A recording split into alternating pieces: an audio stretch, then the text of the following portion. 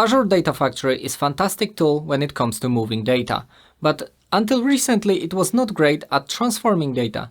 This has changed and I want to show you how. This is Adam and welcome to Introduction to Mapping Data Flows for Azure Data Factory.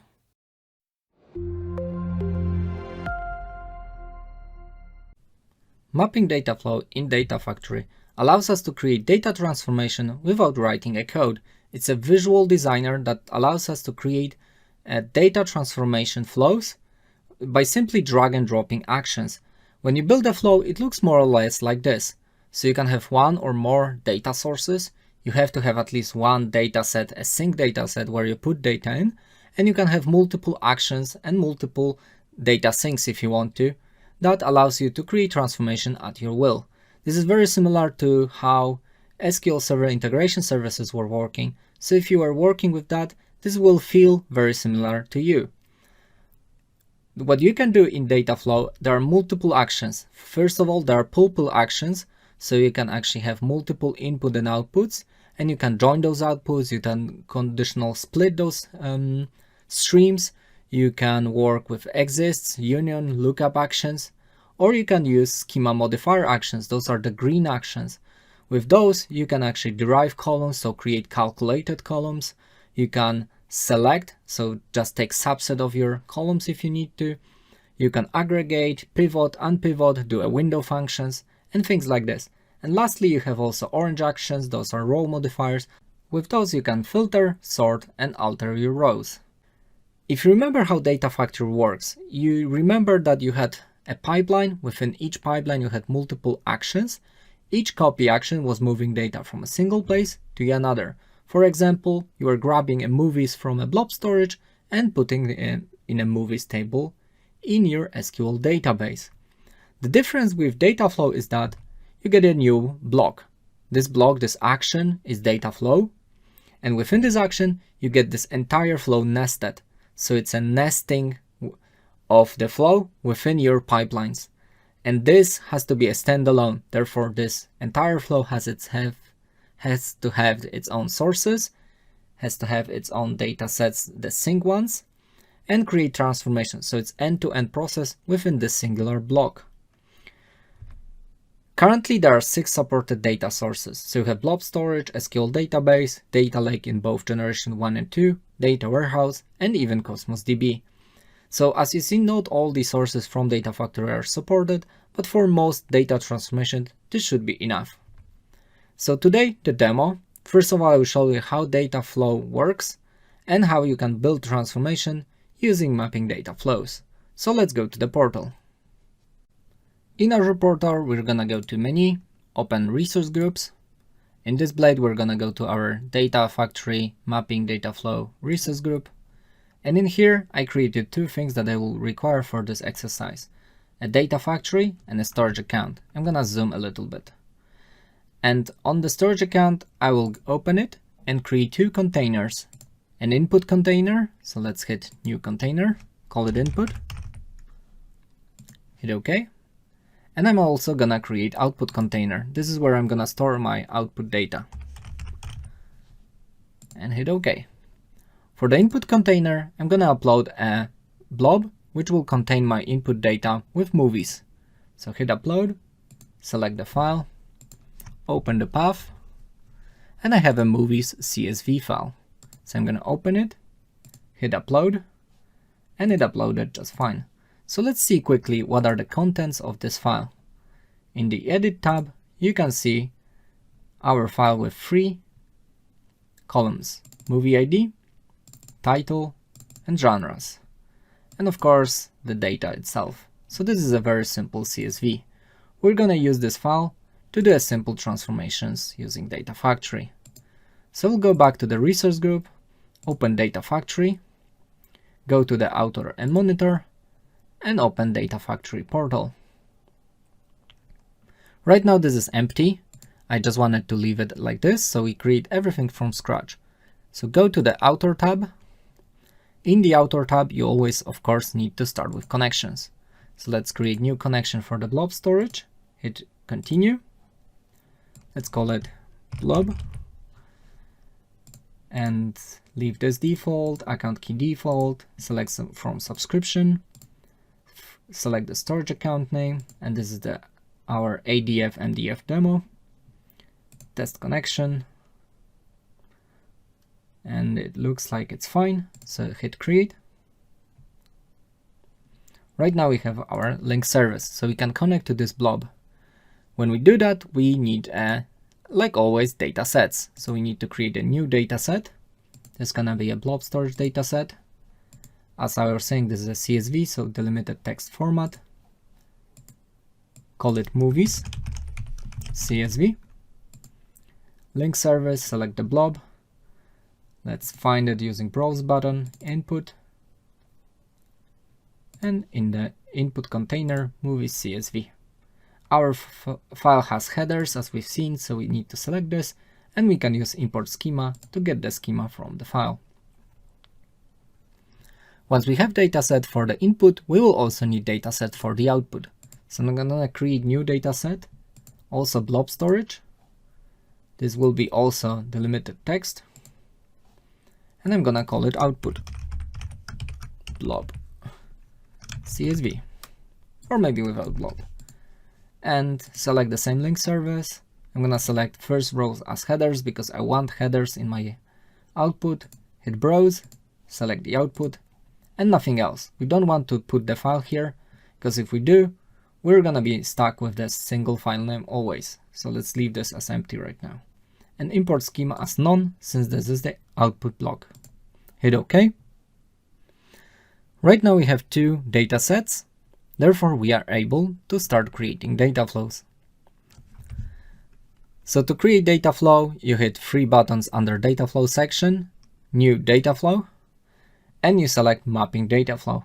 There's new thing called wrangling data flow, but we're gonna tackle that in future. For now, select mapping data flow, hit OK, and you're gonna see this editor. And this is where you're building your entire flow. So I'm gonna call it movies clean flow. So I will want to clean the movies data using this data flow. And to do so, I need to select this block, add a source. And of course, those are the pop-ups just to guide you through for the first time, but we don't need that. So for the source, I'm gonna call it movies. You need to select what is the source dataset, the dataset that you're starting this flow from. So I'm starting from our movies CSV. And one important thing that you need to do right now, before you will be able to actually develop this, you need to hit this data flow debug. Of course, it's not required, but during development, you will be actually able to preview your data using this debug option. Without selecting this, you will actually have to run entire flow to see the results. Otherwise, you can actually use this to debug it live and see output of each step. Just one note, when you select this, a single node cluster of Databricks will be created, so you will be paying for that. So remember to turn it off later on. So I'm gonna hit select, turn on data flow debug, hit OK, and we need to wait now. This takes about 4 to 5 minutes, so it's quite lengthy process, but make sure to do that. So I'm gonna wait that and skip ahead. When the cluster is ready, you will see the green icon here. You will see this checkbox is being selected, and you will get a message cluster is ready. From this point onward, you can actually start debugging. And to do that, it's quite simple. You just hit one step, and when all those options are selected, whatever you selected, you can always go to the very last tab, data preview, and hit refresh. When you do that, this entire flow is being compiled into a single package. That package is being sent to that cluster for execution. This entire flow is being executed on a sample data, and you will see the results of this in here. Of course, this takes a little bit to do that, because as you can imagine, just the process of compiling the package and sending it over, it's bigger overhead than just reading the data itself. The reading is quite fast, it just takes time to send this over to execute. So let's see the results. So as you see, it showed us 100 rows. Of course, we have more, just this is the sample.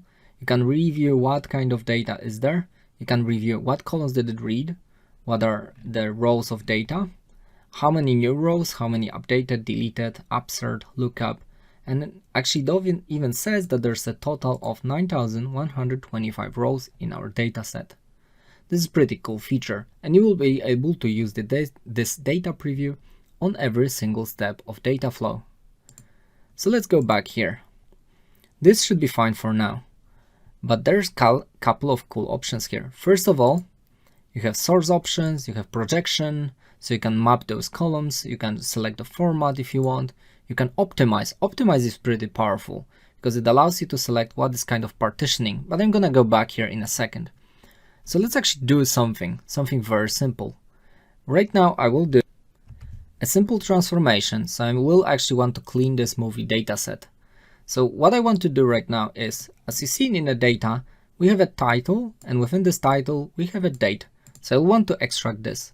To do that, I will use calculated column step. As you see, those are, if you remember, schema modifier section, and the right column is the column for calculations. So I'm gonna hit this step and call it year extraction. So on this year extraction step, I will do two things. First of all, I need a year column. That's gonna be a new column called year. And here, it's pretty cool feature. When you click on this, you get this entire visual expression builder window, which allows you to select from all the Scala function, because as I said, this is being compiled to a package, and the language that it is being written in, those scripts, is Scala, because Scala is Apache Spark language to create transformation.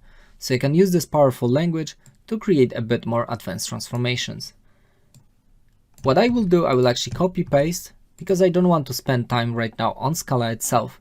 So what this does is taking from the title, last 6 signs, trimming, putting this as an integer, and getting the value of the year.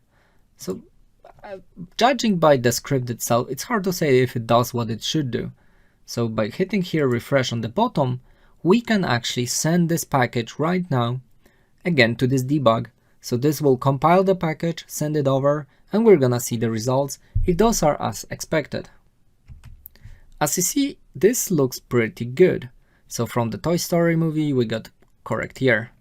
And it seems to be working correctly for every single year.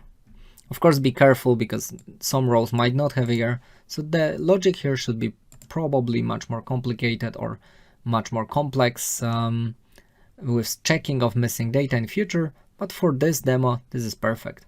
So you can actually hit save. Save and finish. And if you go to data preview and refresh again, you will actually see something interesting. You will see that right now we have 4 columns, and you can actually do a lot of inspection here. First of all, you can validate your data, but you can also go to the Inspect tab and see how your schema changed since the last step. So you see that, first of all, number of columns, there's only 1 new column. 0 columns were updated, so no values were changed for existing columns, and 3 were changed. And here you can actually see that the 4th column year was added. This column is of type integer. You can see this small green mark here that this column was updated, and you even see here that based on the expression that you wrote, it is actually basing on a title column in this step. So let's actually go back here and add one more step.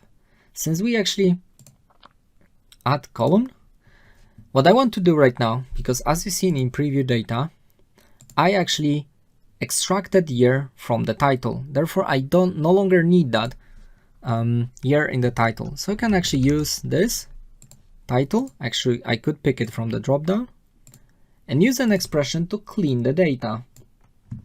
This time I will actually cut out the title, almost the same function. So let's hit refresh. This expression that I wrote in Scala right now should remove the year from the title. So let's see if this works. As you see, this works just fine. So from the Toy Story, the new output title has Toy Story without a year. It actually even removed the parentheses, so seems to be working just fine. Hit save and finish. Again, you can go to data preview, hit refresh, to always get up-to-date results. And as you see, we got proper title, a year extracted, and data looks clean. If we are happy with our results, we can hit new step here. And actually, if we want to save it already, we can hit on sync, hit finish here. We can call it movies clean. Sync dataset is our output CSV. And we can do a couple of stuff in here. We can go to settings, and we can, for instance, use file name option. I will not select this right now because I want to show you what happens if you don't select this. So what I will do right now is I will want to run this entire flow. And to do that, I actually need to put it in a pipeline. As you see, this must be a part of the pipeline like anything in Data Factory. So I need a new pipeline. On the empty canvas of the pipeline, I need to drag and drop data flow step and selecting existing flow called movies clean flow. Hit OK. And once I do that, I'm actually able to hit debug on entire flow to see what happens. So let's wait for a bit. This should more or less take a minute. So let's see the results. So the pipeline succeeded and it took 1 minute 1 second. As I said, this is not because of how much data there is, but because of the overhead of running this pipeline. So if this succeeded, before we jump into details what happened, let's go to the blob storage and see what happened. So let's go back to the resource group, go to the storage account, open the container, open the output container, and look at this. This looks a bit messy. There's committed file, started, success, and some part file. This is because how HDFS works. It actually creates those multiple files because the technology behind this is Spark. And Spark uses HDFS file system to actually split the data across multiple partitions. Those parts are those partitions so that the clusters can actually process this in parallel. And because of that, you will actually get multiple outputs, and those outputs will be listed within this committed file here. If you go to edit, you see that one file was added, and this is the path to the file. For your purposes of a very simple demo, this might be not what you really want. So if you go and delete all of that, let's do that, and let's go back to the data flow. You can actually change this behavior by going to data flows, going to this movies clean sync, and in the file naming option, change from default to output to single file. Remember that when doing that, you need to be sure that the server that will be provisioned underneath will be able to grab all that data in memory to actually combine it. So if you're working with very large data sets, don't really do that. But for small projects, just go ahead and do it. There are better ways to do it for large data sets. You actually will want to have this parallel part files that you've seen. But for small ones, let's just use this output to single file. So I'm gonna call it movies clean.csv. This should be quite simple. So if we go back to the pipeline, we hit debug, and let's wait again that 1 minute. So the pipeline finished, we have the success. We can actually go back to the blob and verify the results. Hit refresh, we have the movies clean CSV. We can actually open it and see movies, movie ID, title, genre, year. Everything's to be perfect. So this works. What can else we do here? First of all, let's review what happened. When you hit debug, this entire row here was executed, and there are very cool options here when you click on this details button here.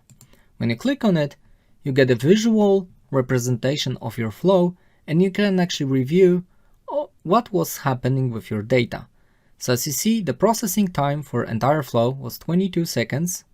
There was 9,125 rows.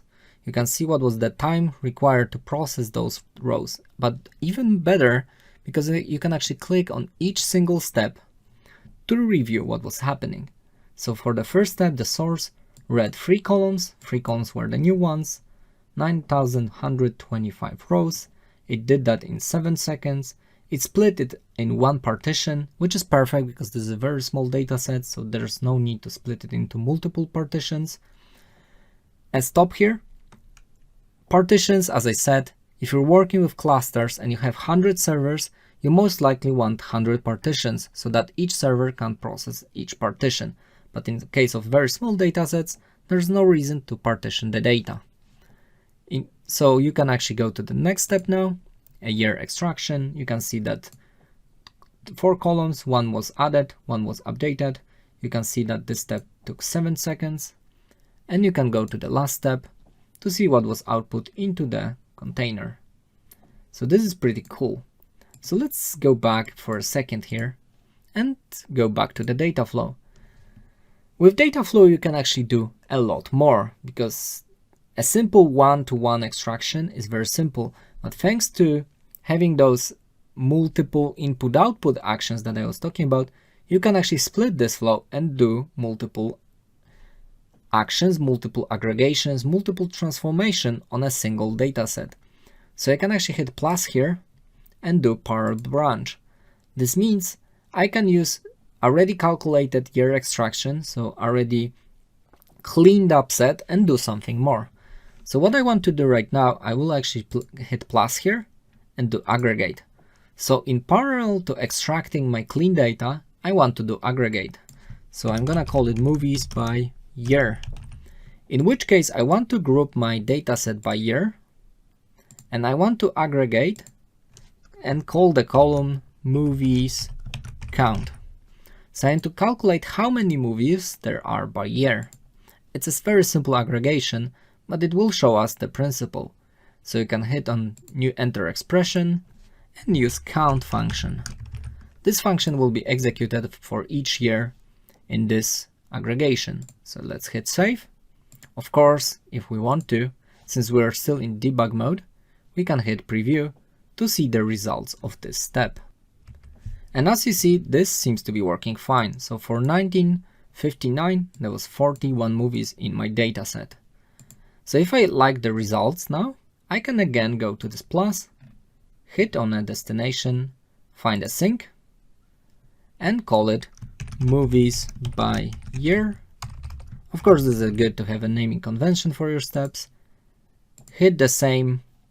It has to be unique, so sync. And use the output CSV sync.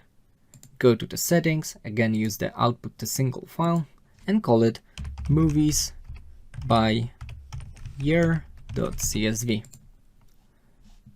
And if this works just fine, we can go back to debug and wait. Okay, so it finished, but what happened here? That took 6 minutes. That's enormous amount of time for such a simple aggregation that we did. So let's go into details to see. If you go to details and you will actually go to your year extraction, go here and go to movies by year step, notice what happened. It created 199 partitions because it tried to split the data effectively, but because this was such a small data set, it didn't do it very well. You can actually fix this yourself. So within the data flow, you can go to your movies by year, and there's an optimize tab here. Within optimize tab, you can actually control how your data will be partitioned. And there's a couple of cool stuff. First of all, you can use single partition. So you're making sure that your data will be only sent to one server. Of course, this has good and bad implication, but for this small sample, for very small datasets, make sure to select a single partition. And of course, you can also control it by creating a partitions on your own. You can, for instance, specify how many partitions do you want and what would be the algorithm that you would want to use to create those partitions. This is a pretty powerful feature, but for now I'm gonna select single partition, and just to make sure this runs effectively, we'll actually do this on the previous step as well. So we'll go back to the pipeline here and debug again. So let's hit debug and let's wait. And it finished exactly 2 minutes 2 seconds, so twice as long, just because we had 2 flows. And you can of course review everything and again go to movies by year and see now, because you changed the partitioning to single partition, you see the result of single partition, and the result was much faster. So you can actually close this and we can go back to our blob container, go to output, find the movies by year, edit, and review the contents of the file. Headers and the values seems to be just fine. This is perfect. Of course, don't ever forget to disable the data flow debug, because you're gonna be paying for some time before it notices you're not using it. And afterwards, always remember to publish your work, so you're not gonna lose it. Once you publish, it's up to you to start scheduling it now. But this is how Data Factory mapping data flow looks like. And it's up to you to design the steps and your ETL workflows. As you see, with mapping data flows, transforming data is quite easy. It's actually very powerful because behind the scenes, there's a Databricks. So it's up to you right now to grab it, start designing your flows and start using it. My recommendation is, if you're doing a small, maybe medium-sized projects, use mapping data flow. If you're doing very big transformations, try to look different direction. Maybe Databricks will be right for you. But that powerful feature allows you to create transformation in just minutes. That's it for today. If you like the video, thumbs up, leave a comment, subscribe if you want to see more, and see you next time.